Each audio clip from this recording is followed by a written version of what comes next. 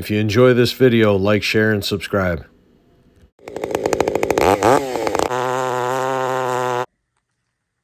Hey everybody, welcome back to the channel.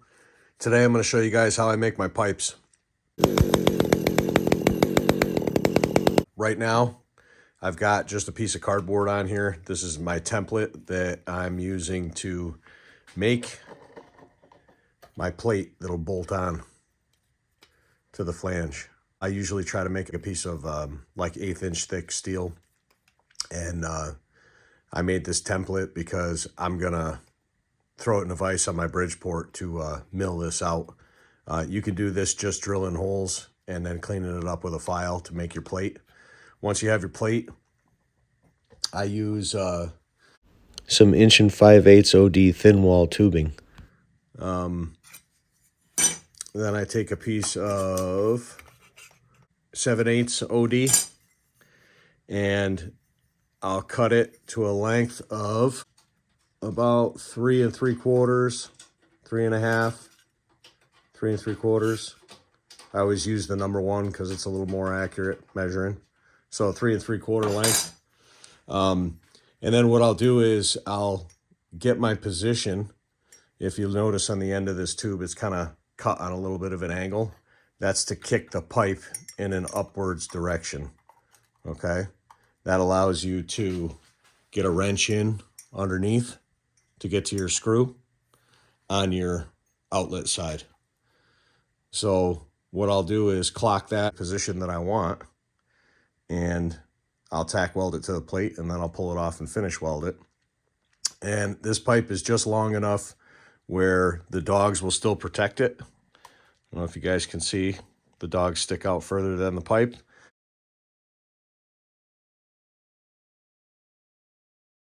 I want it protected, but I want as much can as I can get. That's just the length that I use. And this is the 362 XP saw that I'm putting this one on. And I made one very similar, almost identical for the 372. Before I cap the end, I weld in my side pipe. And I stick that pipe, which is slash cut on an angle, to be in line with the outer tube.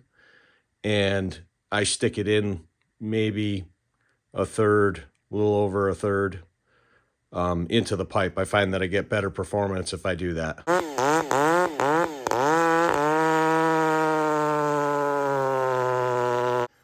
The length of this pipe right here, the small one, I like to keep them a little bit long.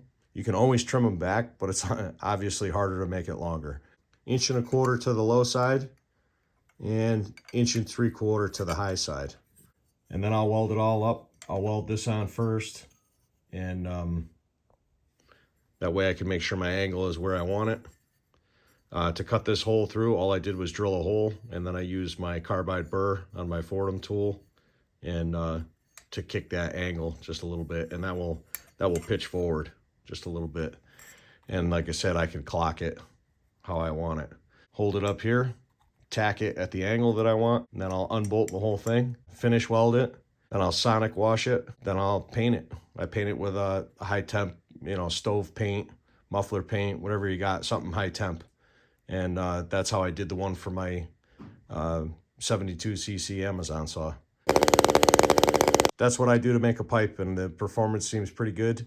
And I know you guys were asking, so I wanted to make sure and show you how I was doing it. So, all right, guys. Thanks for watching.